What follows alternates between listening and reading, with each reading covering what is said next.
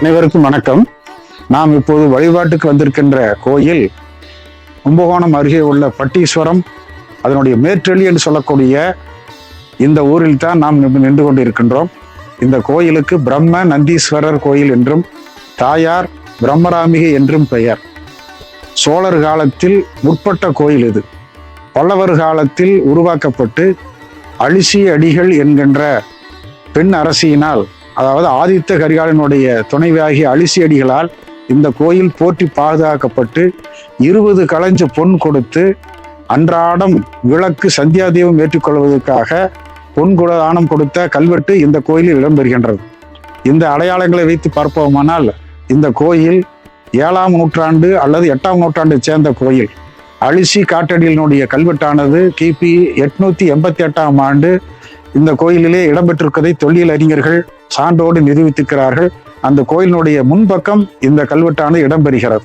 இந்த கோயில் பிரம்ம பக்தி என்று சொல்லக்கூடிய குருவும் ராகும் சேர்ந்திருக்கின்ற ஜாதகக்காரர்கள் வழிபட வேண்டிய கோயில். இது ராகு கேது பரிகார கோயிலுக்கு அடையாளமாக இங்கே நாககன்னிகை, தமிழ்நாட்டில் வேறெங்கும் இல்லாத நாககன்னி இங்கே இடம்பெறுகிறார். திருப்பட்டூருக்கு அடுத்த நிலையிலே அதே காலத்தில் என்று சொல்லக்கூடிய பிரம்மனுக்கு தனி கோயிலும் இங்கே இடம்பெற்றிருக்கின்றது. நந்திக்கு காட்சி கொடுத்த சிவன் இது. அதனால் பிரம்ம நந்தீஸ்வரர் என்று இந்த மூலவருக்கு பெயர் இடம்பெறுகிறது. இப்படி பரிகாரத்தாலும் வரலாற்று சிறப்பாலும் ஒப்பற்ற கோயிலுக்குத்தான் நாம் வழிபண்டிருக்கிறோம். வாருங்கள், பிரம்மராம்பிகையும் பிரம்ம நந்தீஸ்வரியும் வழிபடுவோம். ஓம் சிவாய நம. தென்னாடுடைய சிவனே போற்றி, எந்நாட்டவர்க்கும் இறைவா போற்றி போற்றி. பிரம்ம நந்தீஸ்வர பெருமான் திருவடிகள் போற்றி போற்றி.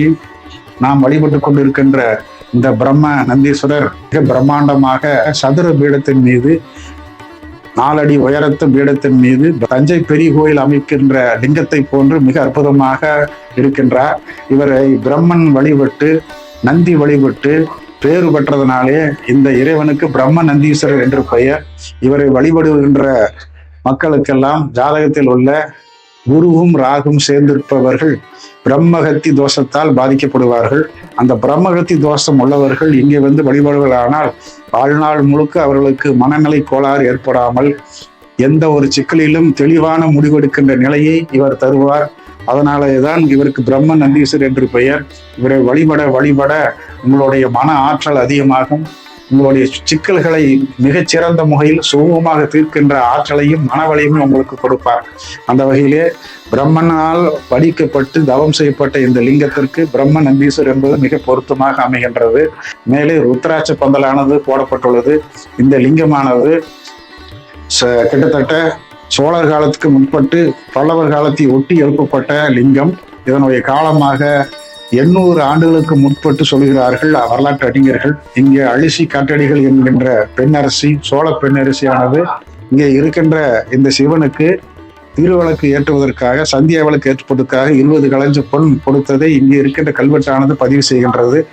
இங்கே தாயார் பிரம்மராம்பிகை என்று அழைக்கப்படுகின்றார்.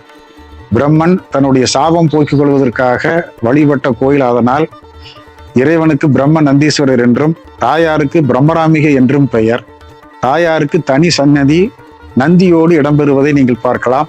இந்த தாயார் சுமார் 4 அடி உயரத்தோடு அமர்ந்திருக்கின்றார்கள்.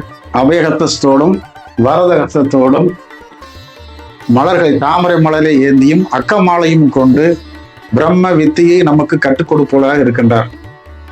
இங்கே வருபவர்களுக்கு மகளிருக்கு தலையெழுத்து மாறுகின்ற அமைப்பை கொண்டவளாக இந்த தாயார் விளங்குகின்றார். இவர் சோழர் காலத்தில் உருவாக்கப்பட்ட தாயார். கிட்டத்தட்ட 1000 ஆண்டுகளை கடந்து தன்னுடைய புன்னைகாயிலே இந்த ஊர் மக்களை காத்து வருகின்றார். பீடத்தோடு தாமரை பீடத்தில் அமர்த்தப்பட்டு இருக்கின்றார் இந்த தாயார். ஜாதகத்திலே பார்ப்போமானால் சந்திரனும் கேதும் ஒன்றாக இருப்பவர்களுக்கு மனநிலை கோளாறு ஏற்படும். பௌர்ணமி நாளெல்லாம் தேவையில்லாத மன அழுத்தம் ஏற்படும். அமாவாசை நாட்களில் ஆண்களாயினும் பெண்களாயினும் மன அழுத்தம் ஏற்படும். இந்த நாட்களில் மன எழுச்சி அதிகமாக இருக்கும். அப்படிப்பட்ட மன எழுச்சிகளில் பாதிக்கப்பட்டோர் இந்த பிரம்மராம்பிகையை வைத்து வழிபடுகின்ற போது அவர்களுடைய வாழ்க்கையில் ஏற்பட்ட பிரம்மகத்தி தோஷம் போகும் என்பது இந்த ஊர் மக்களின் நம்பிக்கை. இங்கே இருக்கின்ற பிரம்மன் இந்த சிவன் கோயிலிலே கோஷ்டத்தில் உள்ள பிரம்மன் அல்ல, தனி கோட்டத்தில் தனியான சன்னதியில் இடம்பெற்றிருக்கின்றார். இந்த பிரம்மனுடைய சிற்ப அழகை கொண்டு பார்ப்போமானால் ஆதித்த கரிகாலன் காலத்திலேயே, அதாவது பல்லவர் காலத்திலேயே எழுந்த பிரம்மா இவர். 1300 ஆண்டுகளுக்கு முன்னால் இந்த பிரம்மனானது இங்கே வடிக்கப்பட்டிருக்கின்றார். இந்த பட்டீஸ்வரம் கோயில் இருக்கின்ற பிரம்ம நந்தீஸ்வரர் கோயிலே இப்படி ஒரு பிரம்மாண்டமான சதுர பீடத்தின் மீது பிரம்மா அமர்த்தப்பட்டு இருக்கின்றார். அற்புதமாக யோக நிலையில் இருக்கின்றார். ஆன்மாவை சுத்தப்படுத்தும் நிலையிலே மௌனமாக இருக்கின்றார். பல்லவர் காலத்தைச் சேர்ந்த இந்த பிரம்மாவானவர் இந்த கோயிலில் தனிச்சன்னதி இடம் கொண்டு வந்தவர்களுக்கெல்லாம் ஞானம் கொடுக்கக்கூடிய பிரம்மாவாகும், ஜாதகத்தில் வரக்கூடிய கோளாறுகளை தலையெழுத்து நீக்குபவராகவும் இங்கே வழிபட ஏராளமான மக்கள் வருகிறார்கள். இந்த பிரம்ம நந்தீஸ்வரர் கோயிலுக்கு தலையெழுத்தை மாற்ற வேண்டும் என்று ஆசைப்படுவவர்களெல்லாம் தங்களுடைய ஜாதகத்தை வைத்து வழிபடுகின்ற போது இறைவன் இந்த பிரம்மா அவர்களுக்கு ஞானத்தை கொடுத்து உலக கர்மாவிலிருந்து அவர்களுக்கு விடுதி கொடுப்பவனாக, ஆற்றல் நிறைந்தவர்களாக மாற்றுகின்ற தன்மையை இங்கே வருகின்ற ஊர் மக்கள் நிறைய பேர் கூறுவதை நாம் கேட்டு இருக்கின்றோம். இங்கே நாம் வழிபட்டு கொண்டிருக்கின்ற நாககன்னி தாயாரானவள் அமர்ந்திருக்கின்ற கோலத்தை பாருங்கள். ஒரு கரத்தை கீழே ஊன்றி மறுகலத்தில் தாமரையை எடுத்துக்கொண்டு தன்னுடைய ஒரு காலை தொடையின் மீது வைத்து மிக அமைதியான இயல்பான பெண்மைத்தன்மையோடு சுகாசன நிலையில் அமர்ந்திருக்கின்றாள் இந்த தாயார். தலையில் 3 தலை நாகத்தை கொண்டவர்களாக இருக்கின்றார். ஒரு காலத்தில் ராகு கேது பரிகார கோயிலாக இந்த நாககன்னியை வழிபட்டு கொண்டிருக்கின்றார்கள். 8ஆம் நூற்றாண்டு, 9ஆம் நூற்றாண்டு, 10ஆம் நூற்றாண்டை சென்ற மக்கள். இப்போதும் கூட ஜாதகத்தில் ராகு தோஷம் உள்ளவர்கள், கேதோஷம் உள்ளவர்கள், திருமணத்தால் தடைப்படுபவர்கள், குழந்தை இல்லாதவர்கள் எல்லாம் இந்த நாககன்னியை முறையான வழிபாடு செய்வார்களானால் அந்த தோஷங்களிலிருந்து நிவர்த்தி வரும்போது உறுதி என்பதை ஊர் மக்கள் நிறைய பேர் நம்மிடம் தெரிவிக்கின்றார்கள்.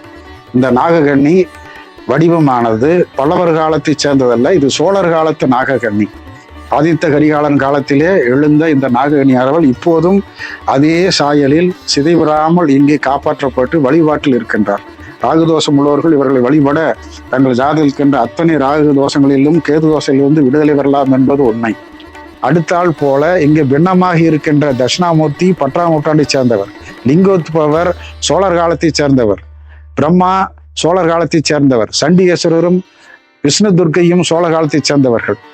எல்லாவற்றுக்கும் மேலாக சித்தர்கள் நிறைய பேர் தவம் செய்து முக்தி பெற்றதன் அடையாளமாக இந்த மண்ணிலே புதையுண்ட இந்த லிங்கங்களானது மீட்டு உருவாக்கம் செய்யப்பட்ட போது மீண்டும் இடம்பெற செய்கின்றன. மற்றும் இங்கே இருக்கின்ற 7 கன்னிமார்களுக்கும் தனியும் புதிதாக சன்னதியானது 2024, 25 திருப்பணியின் போது செய்யப்பட்டது. வலம்புரி விநாயகர், பள்ளி தெய்வானை உடனமர் சுப்பிரமணியர் மற்றும் கஜலட்சுமி ஆகியோருக்கும் தனித்தனி சன்னதிகள் எழுப்பப்பட்டன. அது மட்டுமல்லாமல் கோயிலுக்கு நுழைவாயிலே இப்போது இருக்கின்ற இந்த மாடமானது ஒரு காலத்தில் 8ஆம் நூற்றாண்டு, 9ஆம், 10ஆம் நூற்றாண்டில் 3 நிலை கோபுரமாக இருந்ததாக வரலாற்றறிஞர்கள் பதிவு செய்கிறார்கள். அதெல்லாம் இடிந்த நிலையிலே இப்போது அது முன்பக்கம் மாடக்கோயில் அமைப்பில் அமைந்திருக்கின்றது. மூலவச விதானமானது துவிதளம் என்று சொல்லக்கூடிய 2 தள விமானமாக அமைந்திருப்பதை பார்க்கலாம். இது சோழரனுடைய கலைப்பாணியை கொண்டு அவ்வாறு இருந்த அமைப்பிலேயே இப்போது அமைத்திருக்கிறார்கள்.